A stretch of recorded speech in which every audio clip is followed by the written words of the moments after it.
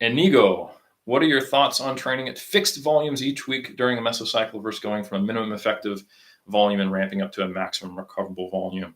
I think either approach is totally fine. I think most people don't actually know what their minimum effective volume or maximum recoverable volume is. So ultimately, you probably just want to look at your average volumes and gauge your progress and see how you're going.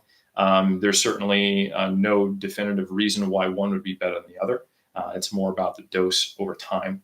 I don't think it makes a lot of sense to go up to your maximum recoverable volume because we don't see much evidence of overreaching that I've seen that significantly improved outcomes in terms of hypertrophy or strength.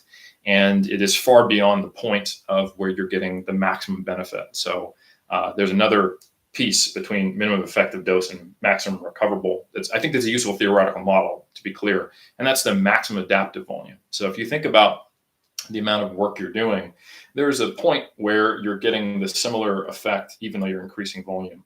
So the maximum adaptive volume is the first point where it peaks. Maximum recoverable is past the last point when it peaks, and when you actually start to gain slower because you're hindering your ability to recover. And it's basically the point all the way down here. If this is gaining muscle, and this is losing muscle, and this is maintaining muscle, and this is volume, that's maximum recoverable volume. There's really no reason to be here. You're doing so much that you can barely recover and you're not progressing.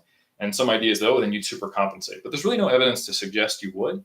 We do have evidence of supercompensation for using a taper after a peak to maximize strength. But strength is more associated with like the load on the bar and exposure and peak loading rather than the total volume. The relationships with strength are actually pretty weak with volume.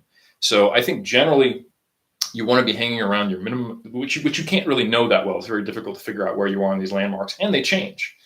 You want to be generally between like the minimum effective dose and your maximum adaptive volume, and modulating in there most of the time, and then occasionally deloading when you start to push yourself to the point where you're not recovering effectively. And importantly, just because your performance may not be recovering, it doesn't mean other aspects might fall off earlier. You can get pain, overuse injuries, mental burnout before you're actually at the point where you're quote unquote overreaching or overtraining, because strength is one of those things that is one of the last characteristics that seems to fall off from doing too much, if you will. So I'll leave it at that. If you want to learn more about that, I would recommend you check out the 3D Muscle Journey podcast. And we had a pretty good discussion on overreaching and overtraining. And I think that would be a really good one for you to listen to.